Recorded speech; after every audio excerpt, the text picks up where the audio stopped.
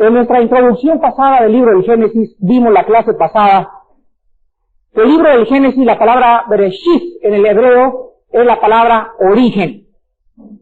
Y todos ustedes anhelan saber sus raíces.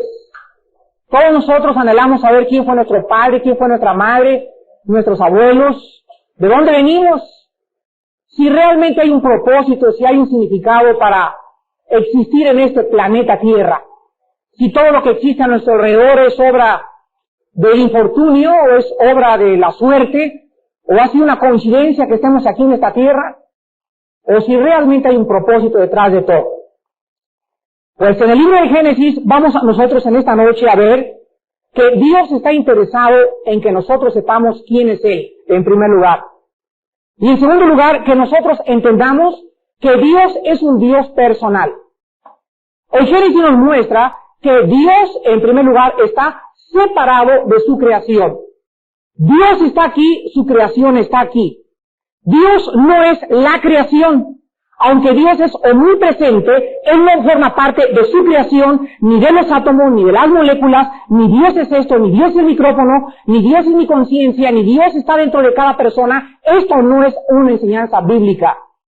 El Génesis nos enseña que Dios es un Dios que tiene su personalidad, que piensa, que siente, que sufre, que ama, que anhela, que cela, que manda juicios, que condena, etcétera, etcétera. Tiene atributos, tiene un carácter y su creación está totalmente separada de su personalidad. Entonces tenemos que comprender que el Dios de la Biblia es un ente, es una personalidad absolutamente separada. Hay una grande barrera de separación entre Dios y entre todo lo que Él ha creado. De ahí la importancia de que de todos los atributos de Dios, el amor, la justicia, la misericordia, etcétera, etcétera, la santidad, solamente un atributo en toda la Biblia, solamente un atributo se repite 3 veces. Santo, santo, santo, en Isaías capítulo 6. Nunca van a encontrar ustedes en la Biblia, Dios es amor, amor, amor. Dios es justicia, justicia, justicia. Dios es misericordia, misericordia, misericordia. El único atributo que la Biblia repite y se pone el énfasis en este atributo es en su santidad. Porque la palabra santo significa separado. Separado está Dios, separado está Dios, separado está Dios. Veamos por ejemplo el 1 de Juan capítulo 1, versículos 5 al 7, que el apóstol Juan, bajo la inspiración del Espíritu de Dios, escribe estas palabras. 1 de Juan 1, del 5 al 7. Este es el mensaje que hemos oído de Él y os anunciamos. Dios es luz. Y, fíjense ustedes, no hay ningunas tinieblas en Él. Si decimos que tenemos comunión con Él, o sea, si decimos que realmente estamos en contacto con Él y andamos en tinieblas, mentimos y no practicamos la verdad. Pero si andamos en luz, como Él está en luz, Dios es luz, Dios está en luz, en Él no hay absolutamente ninguna tinieblas. Si nosotros creemos esto, tenemos comunión unos con otros y la sangre de Jesucristo nos limpia de todo pecado. Vemos pues que durante toda la Biblia encontramos el testimonio de los hombres de Dios testificando, Dios está acá, las tinieblas está acá, Dios está acá, el pecado está acá, Dios está acá, el mundo está acá. Pero hay una cosa tremenda de separación y la palabra santo significa separado del mal.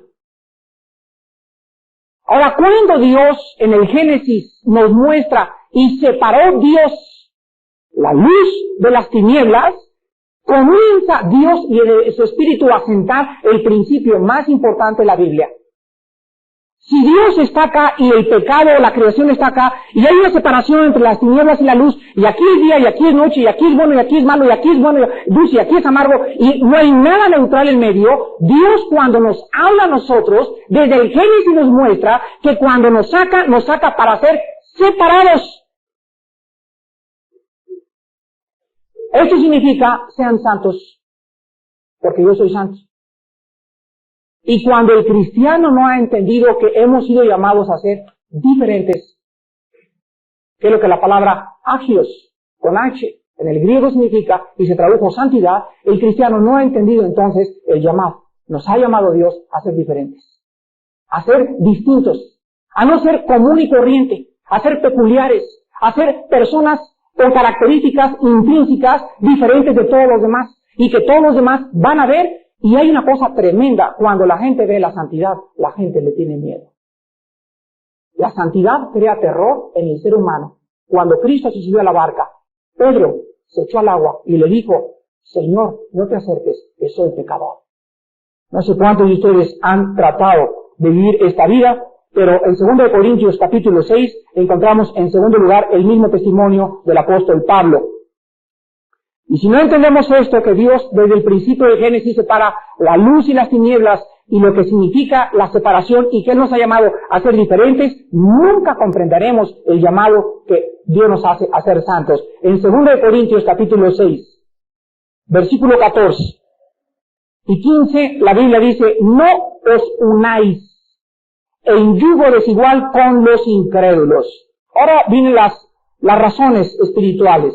Porque, primera razón, en primer lugar, ¿qué compañerismo hay entre la justicia con la injusticia?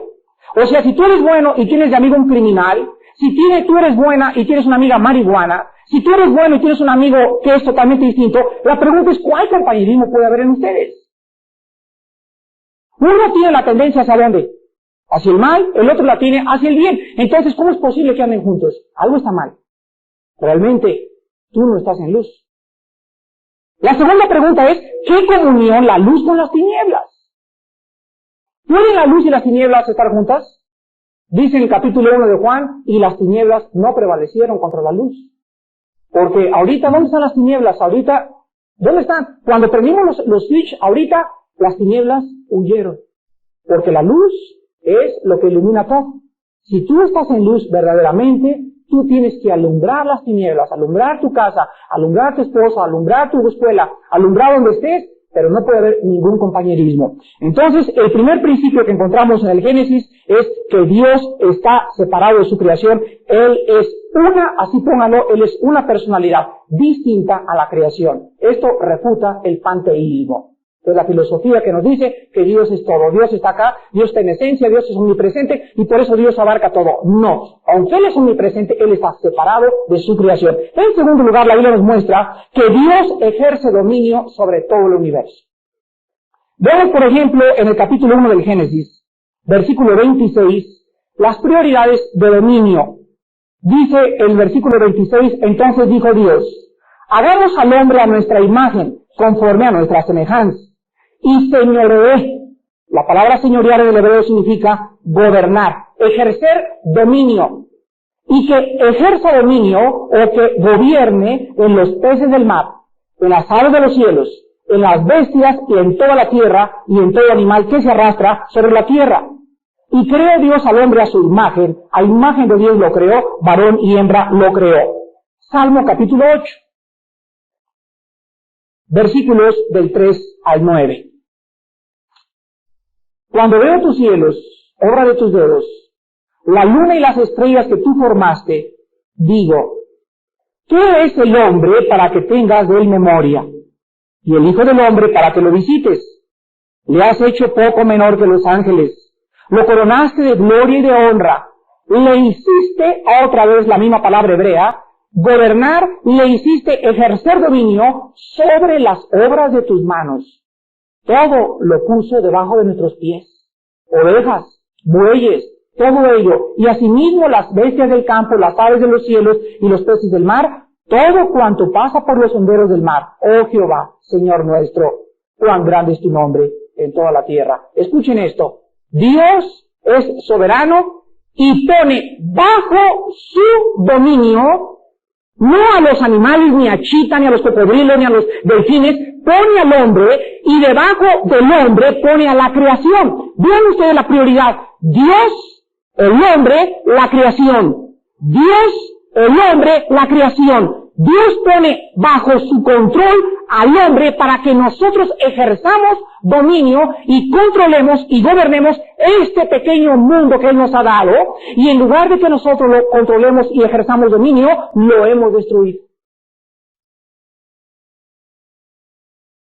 Hemos infectado los mares, hemos infectado la atmósfera, la estratosfera, el ozono, el agua del mar, la comida, y por si fuera poco, no podemos vivir juntos. El hombre ha fracasado absolutamente en el principio del Génesis de que nosotros éramos responsables de este planeta Tierra. En tercer lugar, el Génesis nos muestra que no solamente Dios está separado de su creación y ejerce dominio sobre todo, sino que Dios es infinito en su creación. ¿Han penetrado ustedes con el microscopio en las células nerviosas o en las ramificaciones de los nervios? Aquí hay muchos doctores. Me decía el otro día un neurólogo, fíjate Armando, que en el microscopio tú ves, por ejemplo, un hombre así en los libros de anatomía, cómo están las venas y la aorta y las capilaridades, y ves cómo se van haciendo pequeñas, y hay un momento en que el microscopio no puede penetrar en estas mismas venas, ni en las arterias, ni en las ramificaciones nerviosas, de lo más infinito pequeño que son. Hasta ahí llega el microscopio electrónico, pero sabemos que siguen extendiéndose. ¿Has penetrado tú en los copos de la nieve y has visto las maravillas del microscopio que existe? ¿Algunos de ustedes saben cómo se forma un niño en la matriz de una mujer? Dice que Eclesiastés, así como tú no sabes cómo se forman los huesos en el vientre de una madre, así también ignoro la obra de Dios, el cual hace muchas cosas. Es tan infinito Dios.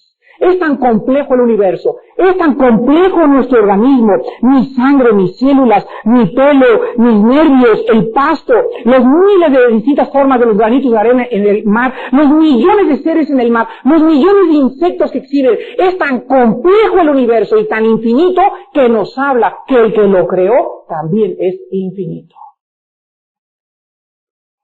En cuarto lugar, encontramos nosotros que Dios tiene un propósito para todo lo que creó, y todo lo que Dios creó, lo creó para su gloria. Dice, por ejemplo, en Colosenses capítulo 1, hablando acerca de Jesucristo como el creador de todas las cosas, nos muestra la Biblia y nos dice lo siguiente. Colosenses capítulo 1, versículo 16, Colosenses 1:16. Dice, porque en Él, o sea en Cristo, fueron creadas todas las cosas, las que hay en los cielos, las que hay en la tierra, visibles e invisibles, tronos, dominios, principados, potestades. Fíjense, todo fue creado por medio de Él, y todo fue creado por medio de Él, y para que todo rindiera una gloria hacia su propia persona. Entonces, la Biblia nos muestra que nosotros fuimos creados por alguien que es el creador. Nosotros, dice el salmista, no nos creamos a nosotros mismos, nosotros tenemos nuestra causa, somos seres causales, debemos nuestra razón de existir a alguien que está más allá de nosotros, y nosotros tenemos que entrar dentro de ese plan, dentro de esa comprensión, dentro de esa armonía, para que podamos tener la armonía que Dios quiere. Mientras nosotros estemos separados y vivamos como rebeldes del Creador, nunca encontraremos nuestro propósito y significado para vivir. Porque Dios nos creó para Él. Para que en Él tuviéramos el gozo, la paz, la felicidad, la comprensión y todas las cosas que existen. Y en último lugar, Dios creó todo con un propósito. Vean Job capítulo 37. ¿Cuál es el propósito del sol y la luna? La tierra. ¿Cuál es el propósito de la tierra? El hombre. ¿Cuál es el propósito del hombre? Dios. Vean ustedes qué cosa tan maravillosa. ¿Cuál es el propósito de que exista un sol y una luna? Bueno, pues el Génesis, vamos a verlo, que nos muestra que el sol y la luna tienen el propósito específico de haber sido creados con el propósito específico de alumbrar sobre un planeta en donde Dios el Creador se iba a concentrar, y donde todo el universo, absolutamente todo el universo, se iba a concentrar en este minúsculo planeta, que es la tercera o la cuarta parte de los 9 planetas que nos rodean, y en este minúsculo planeta se llevaría a cabo el propósito más grande de todo el universo. La cruz del Calvario. Todo tiene un propósito. Hay una razón del sol, de la luna, de las plantas, de mi vida. Hay una razón de ser. Y solo la Biblia nos puede traer a la razón de esta existencia. Dice Job capítulo 37. Versículos del 5 al 13. Truena Dios maravillosamente con su voz, Él hace grandes cosas que nosotros no entendemos. Porque a la nieve dice, desciende a la tierra, también a la llovizna y a los aguaceros torrenciales. Así hace retirarse a todo hombre, para que los hombres todos reconozcan su obra. Las bestias entran en su escondrijo y se están en sus moradas. Del sur viene el torbellino y el frío de los vientos del norte. Aquí nos muestra Dios claramente en este pasaje que todo tiene un propósito. Versículo 10. Por el soplo de Dios se da el hielo y las anchas aguas se congelan. Regando también llega a disipar la densa nube y con su luz esparce la niebla. Asimismo, por sus designios se revuelven las nubes en derredor para hacer sobre la faz del mundo en la tierra lo que Él les mande. Unas veces por azote, otras por causas de su tierra, otras por misericordia, las hará venir. Aquí nos muestra Dios que la lluvia tiene propósitos, unas para acabar con sequías y castigar a la gente, otras porque la tierra la necesita y otras porque Dios tiene misericordia de la gente que no tiene que comer. Pero la nieve, el viento, las lluvias, los volcanes eruptando, los terremotos, absolutamente todo el universo está bajo el control y el dominio de alguien que está sentado en el tercer cielo y que está ejerciendo ese dominio sobre aquello que Él creó. Él es Dios. En Job capítulo 38, encontramos que responde Jehová a Job desde un torbellino y le dice, ¿quién es este que oscurece el consejo con palabras sin sabiduría? Ahora ciñe como varón tus lomos, yo te preguntaré y tú me contestarás. ¿Dónde estabas tú cuando yo fundaba la tierra? Házmelo saber si tienes inteligencia. ¿Quién ordenó sus medidas? Si lo sabes. ¿O quién extendió sobre ellas cordel? Aquí encontramos que Job ha filosofado durante más de 37 capítulos pensando por qué Dios, si es bueno, permitió que él sufriera. El libro de Job tiene una pregunta filosófica. ¿Por qué los justos sufren? ¿Y por qué Dios, si es bueno, hace sufrir a sus criaturas? Y durante más de 37 capítulos se está filosofando y se está tratando de efectuar proposiciones filosóficas para llegar a una premisa. Y de repente Dios contesta, es muy paciente Dios, y durante 37 capítulos no se mete para nada, y nos deja con nuestros rollos que pensemos, y los gurús, y deja que todo el mundo traiga su rollo, y después Dios habla. Y entonces Dios, lo primero que le hace a Job es levantar los ojos hacia el universo y hacerle una pregunta. Mira Job, quiero decirte algo antes. Antes de que sigas pensando si realmente mis motivos son buenos o son malos, quiero hacerte una pregunta. ¿Crees tú llegar a comprenderme?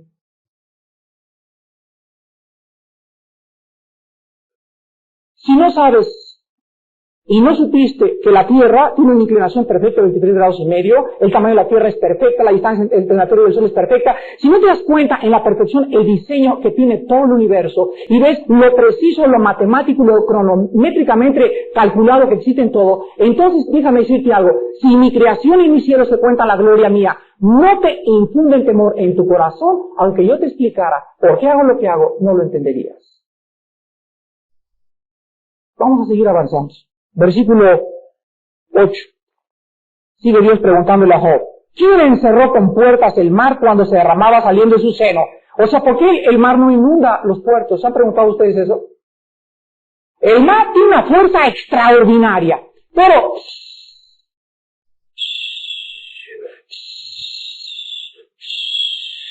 y nosotros vamos a la orillita y nos revoloteamos. ¿Quién está controlando su fuerza? Le pregunta a Dios, ¿chica?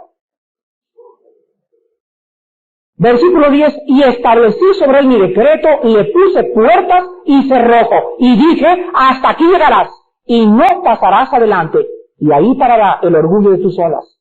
¿Has mandado tú a la mañana en tus días, has mostrado al alba su lugar, para que ocupe los fines de la tierra y para que sean sacudidos de ella los impíos? Ella muda, luego de aspecto como barro bajo el sello, y viene a estar como son vestidura. Mas la luz de los impíos es quitada de ellos, y el brazo enaltecido es quebrantado. ¿Has entrado tú hasta las fuentes del mar, y has andado escudriñando el abismo? ¿Te han sido descubiertas las puertas de la muerte, y has visto las puertas de la sombra de la muerte? ¿Has considerado tú hasta la anchura de la tierra? Declara si sabes todo esto, filósofo. Para acabar pronto, ¿qué es la muerte? Escuchen, durante 5 meses, un programa del licenciado Sabludowski, se invitó a todas las personas que existan, gurús y Pithecanthropus erectus y quién sabe cuántos maestros llegaron ahí, para hacer la pregunta que Dios le hizo a Job, y a conclusión después de 6 meses, pues, quién sabe. Escuchen esto, alguien dijo, yo soy la resurrección y la vida. Si él no hubiera vencido la muerte, nosotros seguiríamos pensando, ¿habrá vida después de esta vida? ¿Qué hay después de cruzar el túnel? Pero Dios nos muestra que el elemento más esencial, que es el final de nuestra vida, fíjense, todos nosotros estamos condenados a muerte. Todos en este salón estamos condenados a muerte. Unos saben que se van a morir porque tienen cáncer, pero el que no tiene cáncer aún no sabe si no es con cáncer o no, a lo mejor mañana muere en un accidente, pero sobre nosotros pende condena de muerte. Y sin embargo, tu vida la vives como si fuera todo lo que fueras a vivir en este mundo. Dios nos muestra que es infinito en su creación y que el hombre jamás, si Dios no nos lo revelara, podría comprenderlo. Vamos ahora al versículo número 1 y vamos a comenzar a estudiar el Génesis.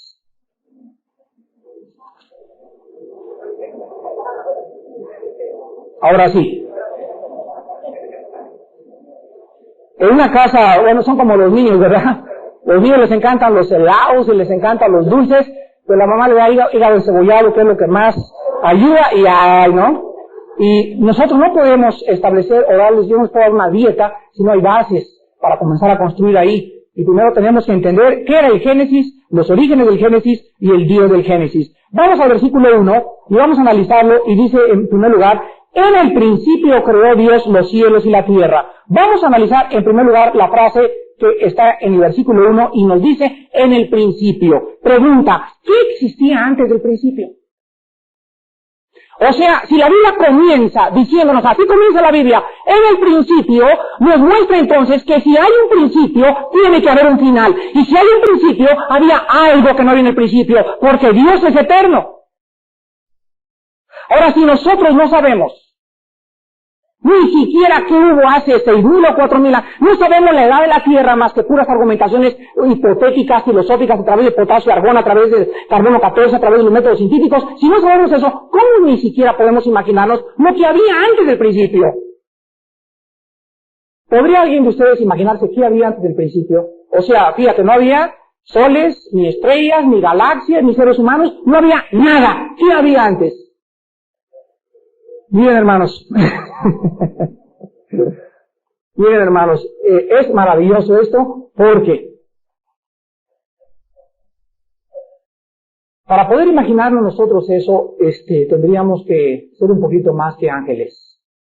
O sea, en nuestro entendimiento, no habría un Julio Verne del siglo XX que pudiera ni siquiera imaginarse qué había antes del principio. O qué había. Una nave, no había naves, ¿qué había? Pues no había nada. Entonces, ¿qué había? Pues había algo. Y la Biblia nos dice que había algo. Y vamos a ver en esta noche que podemos nosotros, a través de la Biblia, encontrar esto. Porque no podemos imaginárnoslos por nuestra finitud.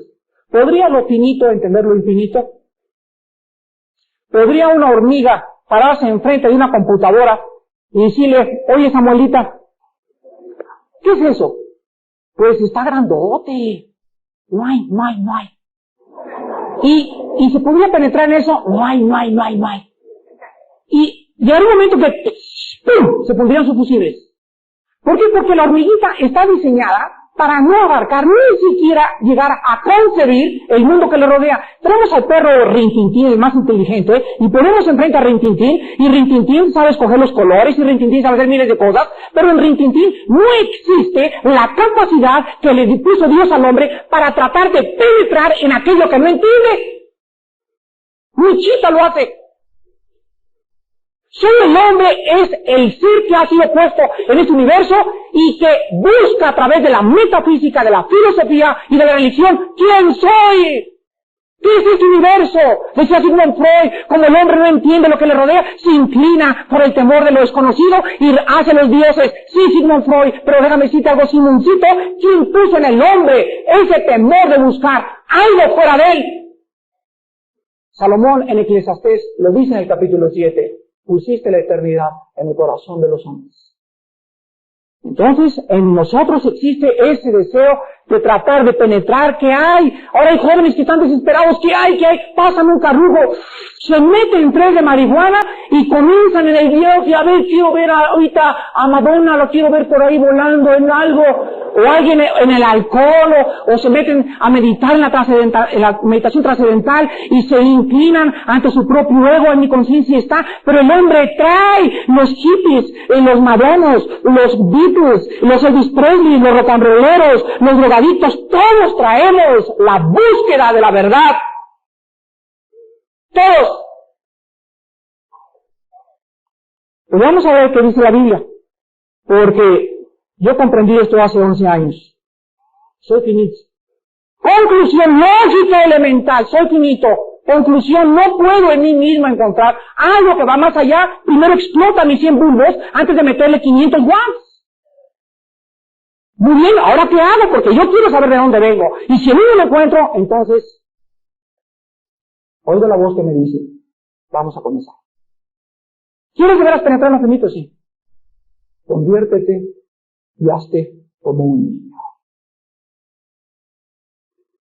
Señor, pero tengo maestría en filosofía y letras. Tengo doctorados. Escribí La náusea, soy Jean-Paul Sartre. Hazte como un niño. Así de inocente, de frágil, de sencillo. Tu problema, ¿sabes qué? Es que estás muy programado. Y te vas a tener que desprogramar para que yo te vuelva a programar. Ese problema de los filósofos. Por eso Cristo escogió pescadores, hombres incultos, no programados, para poder enseñarlos como a los niños. Y dice en Santiago, reciban con mansedumbre la palabra implantada en vuestros corazones. Porque el enemigo más grande del cristiano para aprender es el orgullo de ¿por qué? ¿Y por qué? ¿Y por qué? ¿Y por qué? Primero, humíllate delante de Dios, reconoce que no sabes nada y entonces comenzarás a saber. Es el orgullo lo que te impide conocer. En Juan 17, el Señor Jesucristo nos revela en primer lugar qué existía antes de todo el universo, el sol, las estrellas, Andrómeda, etcétera, etcétera. Juan 17, versículo 5 y versículo 24, nos revela Cristo algo profundísimo. En estos 2 versículos he tratado de meditar 2 días enteros, nada más en 2 versículos. Piense y piense y piense y piense y piense en esto. Ahora pues, Padre, vamos a situarnos en el escenario histórico. Cristo se encuentra en la antesala de la muerte. La cruz está enfrente de él.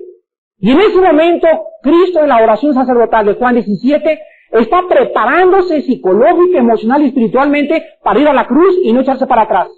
En ese momento comienza a orar y a pedir a Dios. Y Cristo, antes de morir, antes de enfrentar la tortura de los clavos y la tortura de la lanza y la sed y la angustia y su separación, Cristo le dice, Padre, glorifícame tú al lado tuyo. Escuchen, con aquella gloria que tuve contigo antes que el mundo fuese.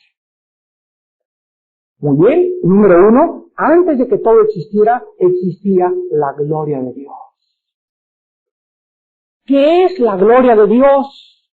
¿Qué significa glorifícame? ¿Qué significa glorifiquen vuestras obras? ¿Qué significa busquen la gloria de Dios? Oímos esa palabra en la palabra doxa en el griego, y ahí viene la palabra doxología, o los cantos o las interpretaciones a la gloria de Dios, pero hablamos de la gloria y la gloria. ¿Y qué es la gloria de Dios?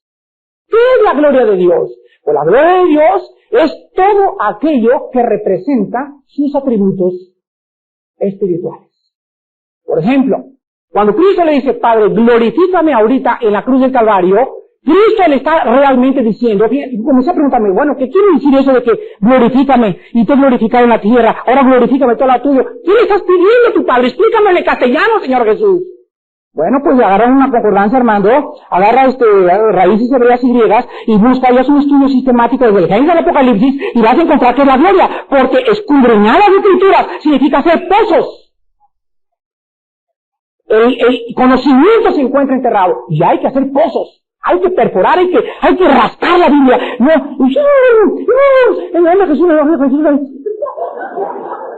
nunca conoceremos hacia Dios. Entonces encontramos que cuando Cristo dice glorifícame, Cristo está diciendo, Padre, ahorita que yo cuelgue mis brazos y los extienda y sea exhibido como espectáculo público entre el cielo y la tierra, oh Padre, que mi muerte pueda reflejar, yo me quiero convertir en un espejo, que yo pueda reflejarle a los hombres tu amor, tu justicia y tu misericordia. Y cuando el hombre vea tu amor, tu justicia y tu misericordia, he glorificado tu nombre. La palabra de la cruz es locura que se pierde. Es increíble que en esa muerte el Padre haya sido glorificado. Entonces, antes de que el mundo existiera, existían los atributos de Dios, su santidad. Dios siempre ha sido santo antes del mundo, lo ha sido, siempre ha sido luz, siempre ha sido justicia, siempre ha sido misericordia. Sus atributos no fueron formados cuando Dios creó al hombre y dijo, bueno, ahora el hombre cayó, voy a tener gracia. No, Él siempre ha tenido esos atributos. Eso es lo que significa que antes de que el mundo existiera, los atributos y la personalidad de Dios estaban integradas. Isaías capítulo 6. Yo de Isaías. Y ve a Dios sentado en su trono. Y en ese momento, en el original hebreo, dice Isaías, en el capítulo 6 dice Isaías, ay de mí, que mis ojos han visto a Dios. En el original hebreo dice así, y es la traducción literal. Sí, y es la traducción literal. Ay de mí, que me estoy desintegrando. Una criatura imperfecta delante de aquel que es íntegro en toda su composición, tanto molecular como espiritual, como le quieras llamar, se desintegra. Por eso dice Dios, el hombre no me puede ver porque se desintegra. El hombre no me puede ver porque el hombre necesita una perfección de espíritu, de cuerpo y de todo. Por eso nos va a entregar un cuerpo nuevo para que en este cuerpo integrado y no sujeto a la desintegración podamos verle. Pero mientras estamos en este cuerpo, nadie ha visto más que el reflejo de la gloria de Dios. Y en ese momento el ángel, el querubín, vuela, le agarra un carbón y no se le pone en la parte más callosa, en los pies de Isaías. Ni tampoco en las manos se la pone el carbón. Ni en las orejas se lo pone en la parte más sensible, en la cual desana. En la boca. Y le toma la boca a Isaías y le dice, ahora sí puedes tener relación. Nosotros encontramos en esto que antes de venir a Dios estábamos desintegrando nuestra propia personalidad, nos estábamos destruyendo. Y lo que una persona sin Cristo hace es un autodestructivo. Por eso fumas, por eso tomas, por eso lo que haces, nos estamos matando. Somos autodestructivos, estamos desintegrándonos. Y cuando viene Cristo, entra Cristo en nuestra vida a integrarnos, a hacernos una unidad, a hacer una relación entre mi mente, entre mi espíritu, entre mi cuerpo, en que yo pueda una paz armoniosa y simultánea y constante con Dios, comenzar a integrar otra vez mi personalidad, porque antes de conocerlo estaba yo confundido, desorientado y perdido. La integración total viene cuando la gloria de Dios entra a vivir a nuestro espíritu. En Juan capítulo 1, encontramos en segundo lugar que existía antes del principio, y dice en el principio era. ¿En el principio de qué? Bueno, ya vimos en Génesis 1, cuando todo el plan de Dios comienza a ser puesto en movimiento. Cuando Dios aprieta el botón y la máquina se comienza a echar a andar. En este principio era el verbo era con Dios y el verbo era Dios. Quiero que escuchen muy bien lo siguiente. Antes de que el mundo fuera, número 1, existía la gloria. Número 2, existía la unidad, el amor y la comunión entre las tres personas de la Trinidad. El verbo era con Dios. Estaba a su lado. Y entre las tres personas había tres elementos. Amor en primer lugar entre los tres. Número 2, había comunicación. La palabra comunión en el griego koiné significa comunicarse. Y en tercer lugar había unidad. Y son los tres elementos que por ser eternos tienen que prevalecer en esta iglesia. Antes de que el mundo existiera no había iglesias. Y todas las iglesias que construyamos se las va a llevar el anticristo. O el gobierno las va a conquistar. No había púlpitos bonitos ni nada. Lo único que existía antes de la eternidad era el amor. El amor es el vínculo perfecto. Si yo hablara lenguas y tuviera toda la teología y todo el conocimiento del mundo, etcétera, etcétera, y no tengo amor, nada soy. Entonces, ¿Por qué esa insistencia en las criaturas finitas de aquello que es esencial? Porque el amor siempre ha sido, es y será eterno. ¿Qué es el amor? El amor es la actitud incondicional de perdonarle a mi semejante sus ofensas. El amor no tiene que ver con los sentimientos, porque los sentimientos cambian. Hay veces que yo siento amar a mi esposa, hay veces que no la siento amar. ¿Qué voy a hacer cuando no la siento amar y me con otro? ¿Pegarle? No, pero si el amor es constante y el amor viene del espíritu de una fuerza externa mucho más grande que mis sentimientos, yo encuentro que el amor es una responsabilidad. Yo debo amar a mi esposa. No si lo siento o no lo siento, sino porque es mi responsabilidad delante de Dios. En el momento que yo rompo la relación con mi primera persona con la cual yo tengo que amar, que es ella, en ese momento me convierto en un merolico, me convierto en un apóstata, me convierto en un falso maestro, y el juicio de Dios está así, el hacha colgando en un hilito para todo sobre mi vida y truncar todo mi ministerio, truncar toda mi vida y desintegrarme otra vez. Porque si no he entendido que lo más esencial en mi propia vida como cristiano es mi relación con mi esposa y mis hijos en amor, todo lo demás que haga es como sin valor que recibe, sin ningún valor delante. Entonces Dios viene y me integra para que yo integre mi vida con ella conmigo y después a nuestros hijos. Y cuando esta integración comience a crecer, es que dice el apóstol Juan, hemos madurado y crecido en el amor. Porque el amor echa fuera el temor, de donde el que teme no ha sido perfeccionado en el amor, porque el temor es tormento del alma. ¿Tienes miedo? ¿Cómo subirme al nave de México? Tengo miedo de que las truchas me van a comer ahí, las pirañas en el mar de Acapulco. Miedos. Cualquier persona dominada por cualquier clase de miedo no ha sido perfeccionada en el amor. Tienes que revisar tu relación con tus semejantes para comprender lo que Dios quiere de tu vida. En segundo lugar, existía también la unidad. La unidad, dice en Eclesiastés, cordón de dos dobleces es más difícil de romper, ¿correcto? Si yo agarro una liga, decíamos en el desayuno acerca de la pornografía, y me amarro este dedo, con una vuelta todavía le puedo hacer a los dedos, pero con dos vueltas es más difícil de abrirlos. Y con tres vueltas alrededor del hilo de mis dedos ya no los puedo abrir, porque mientras más vueltas, más fuerza, mientras más unidos, más fuerza tenemos.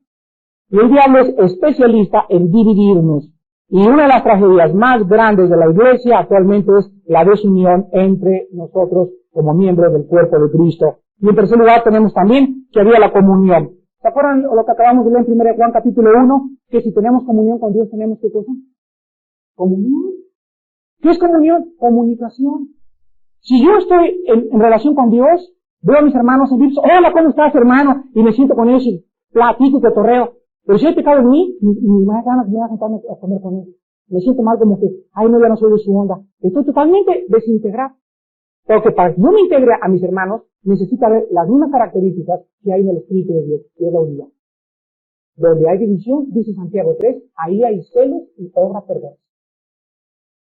Muy bien, vamos a Génesis capítulo 1 y vamos a encontrar que no solamente antes del principio había estos elementos, sino que en el Génesis encontramos 3 veces. Después que analicemos la palabra Dios, Elohim, la semana que entra, vamos a ver lo que quiero decir. Pero vean Génesis 1:26, porque ahí hay una secta, ¿verdad?, que se llaman los testigos de Jehová. Y esta secta niega que haya una Trinidad. Ellos dicen, bueno, sí, Dios es el Hijo de Cristo, es el Hijo de Dios, pero no es Dios. Y como usan textos donde Cristo dice, mayor el Padre es que mí, y no saben que ahí está hablando humanamente el Señor, pues tuercen y pervierten la palabra por no conocer su estudio sistemático. Pero tú preséntale, por ejemplo, estos pasajes a los testigos de Jehová. Génesis 1:26. Entonces dijo Dios, hagamos. Pregunta, ¿en conjunto o en relación con quién? Solamente 3 personas en la Biblia se muestran como creadoras. Nunca el diablo crea, nunca los ángeles crean, nunca los querubines crean. El único que crea y tiene poder para crear es el Padre, el Hijo y el Espíritu. Hagamos, porque los ángeles son dioses. Dice en Colosenses 1:16 que Dios creó a los ángeles y a los principados y las potestades y a todo lo que existe. Los únicos que estaban en relación y que tenían los atributos para crear eran las 3 personas de la Trinidad. Los testigos de Jehová, aquí se refiere bien cuando dice, hagamos. ¿El liderazgo? Génesis capítulo 3. Versículo 22. Las evidencias son contundentes cuando el cristiano conoce la Biblia sistemáticamente y cuando el cristiano traza todo el consejo de Dios y cuando el cristiano sabe y entiende el propósito de Dios, el cristiano se vuelve un arma poderosa en las manos de Dios. Poderosa. Génesis 3, 22. Y dijo Jehová Dios, he aquí el hombre es como uno de nosotros. De nosotros. Sabiendo el bien y el mal. Otro más, Isaías 6.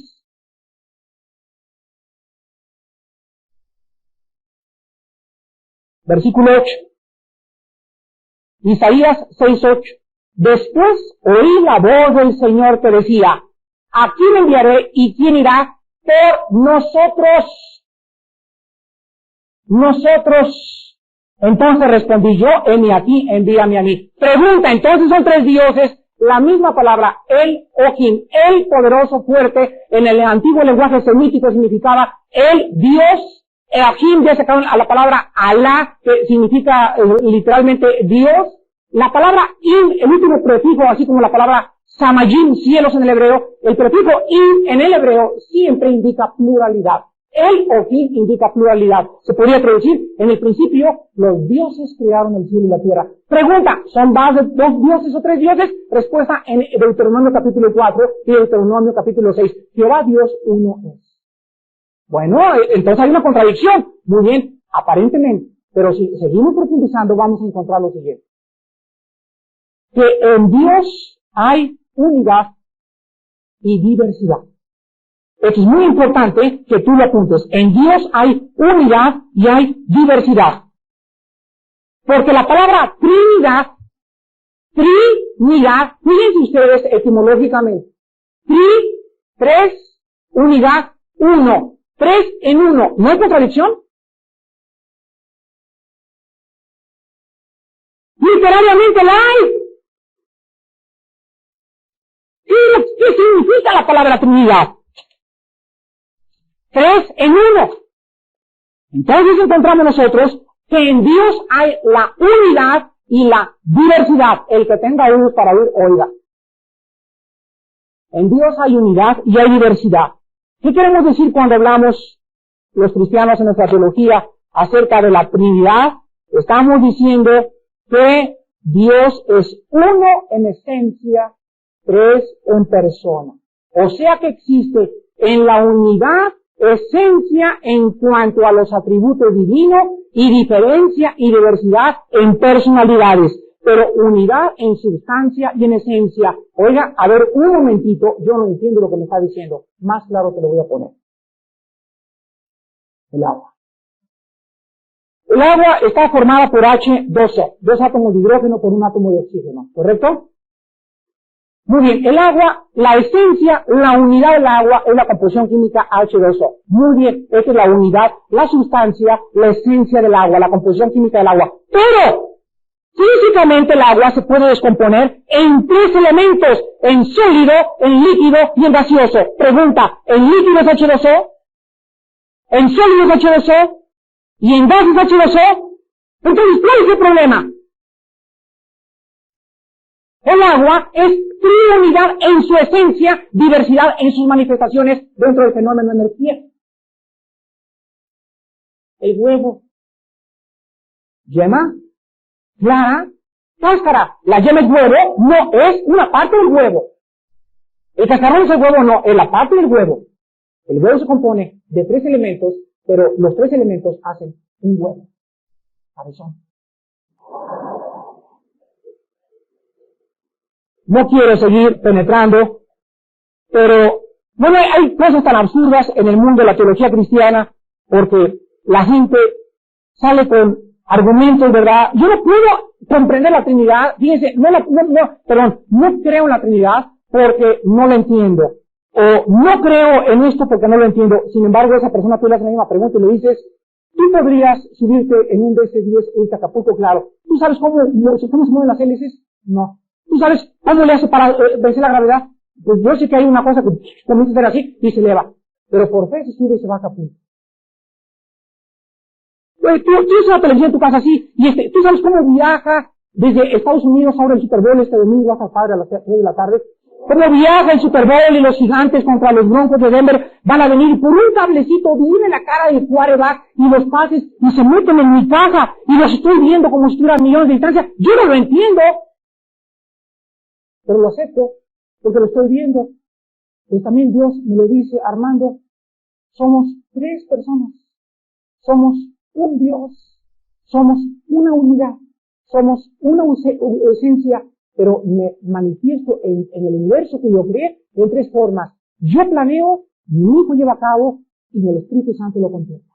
Los 3 tenemos un programa, pero el Espíritu no es mayor que el Padre no es mayor que el Espíritu, el Hijo no es mayor que el Espíritu, los 3 son iguales en creatividad, en omnisciencia, en omnipotencia y en omnipresencia. El diablo no es omnipresente, el diablo no es omnisciente, el diablo no es omnipotente, pero el Padre, el Hijo y el Espíritu lo son. Y al juntar las 3 atributos de la Trinidad en toda la Biblia, concluimos, las 3 personas son Dios, en el cielo, en la tierra y debajo de la tierra.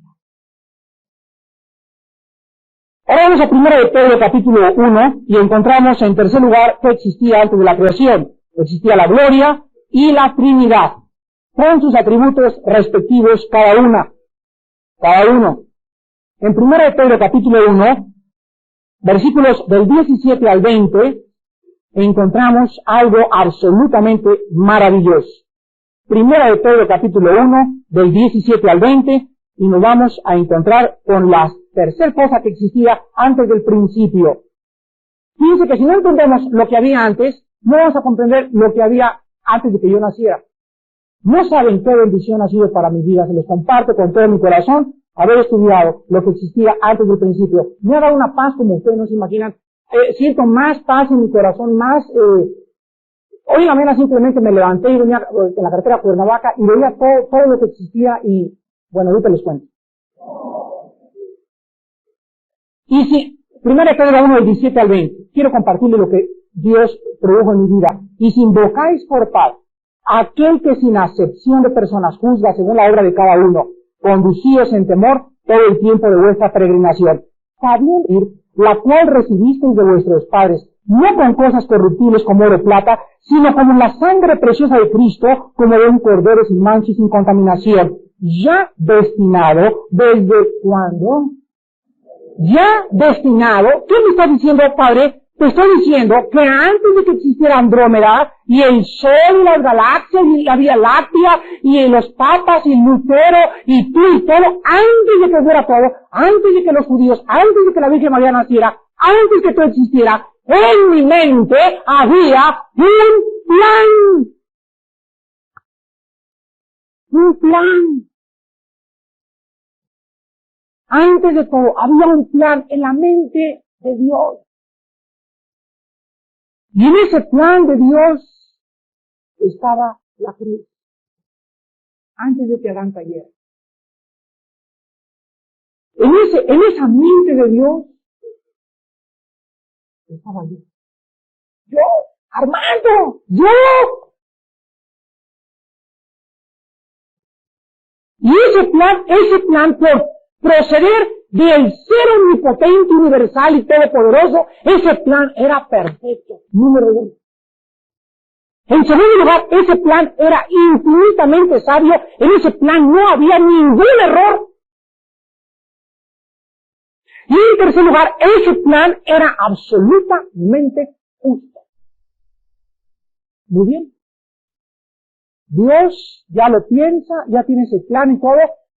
Vámonos que se lleve a cabo. Y comienza su plan a desarrollarse y cae el hombre dentro del escenario que es el planeta Tierra y comienza el hombre a vivir en esta Tierra y entonces el hombre, por estar en esta Tierra y no comprender el plan de Dios, el hombre comienza a criticar a aquel que no conoce. Como el hombre no conoce el plan de Dios, el hombre comienza a juzgar al Creador. Y como el hombre no entiende el origen del mal, ni por qué si Dios es esto y se contradice aparentemente en su mente, el hombre llega a la irracionalidad más grande de negar que existe un Dios.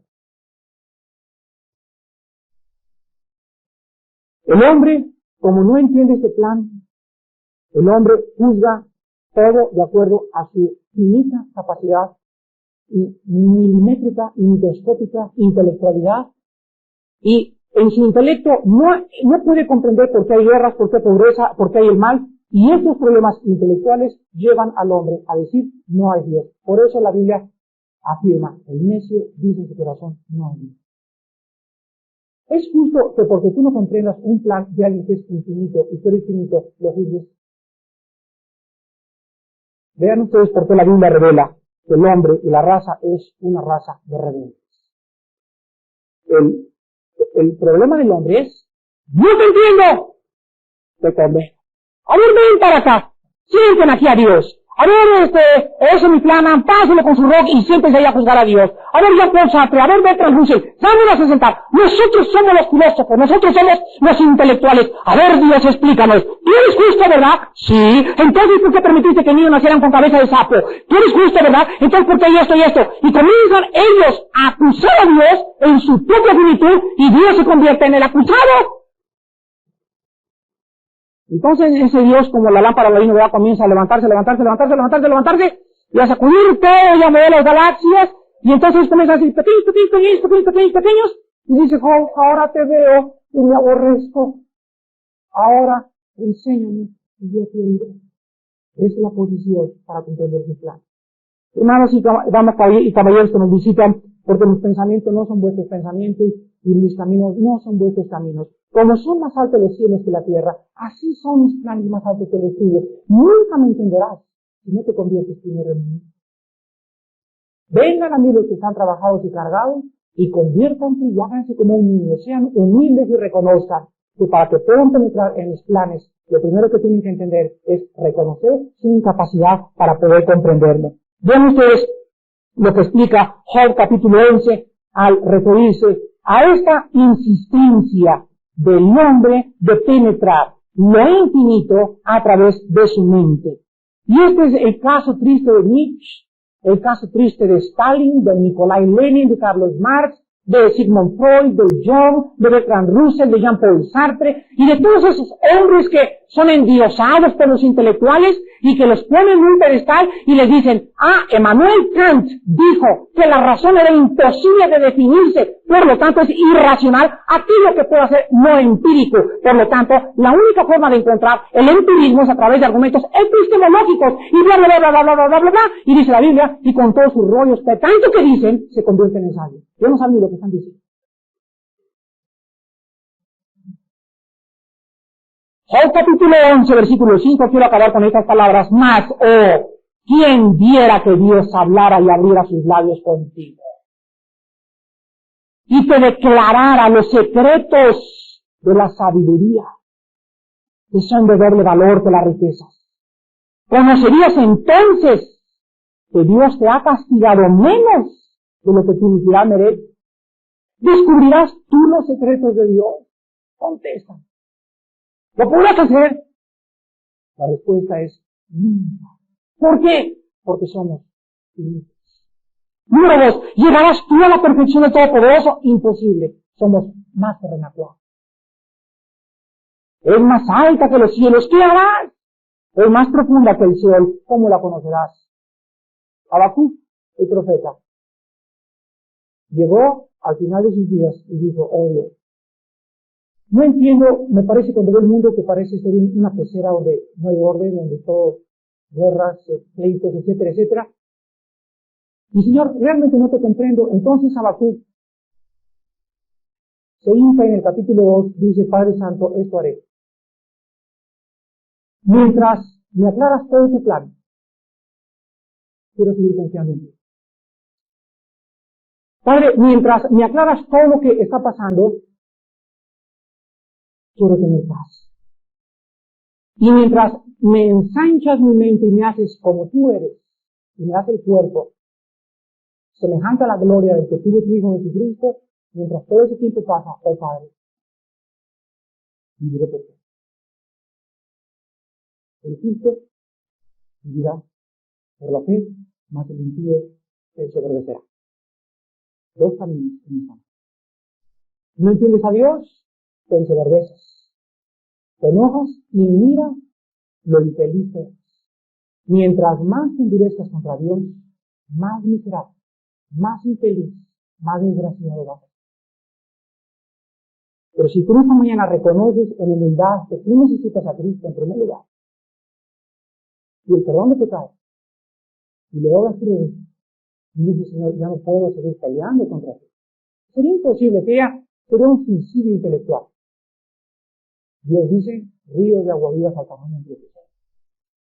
Porque el hombre natural no entiende las cosas que son del Espíritu, porque para él son locura, porque no las puede asimilar. Más el espiritual entiende todas las cosas.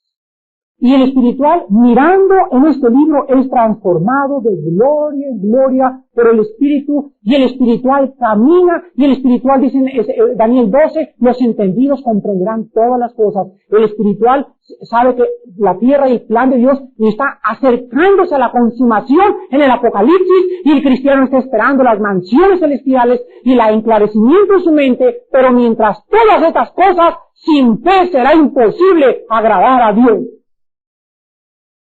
Y si alguien quiere seguir caminando con Dios, debe seguir confiando en aquel que le hizo cielos y la tierra, del día que Cristo morir por nosotros.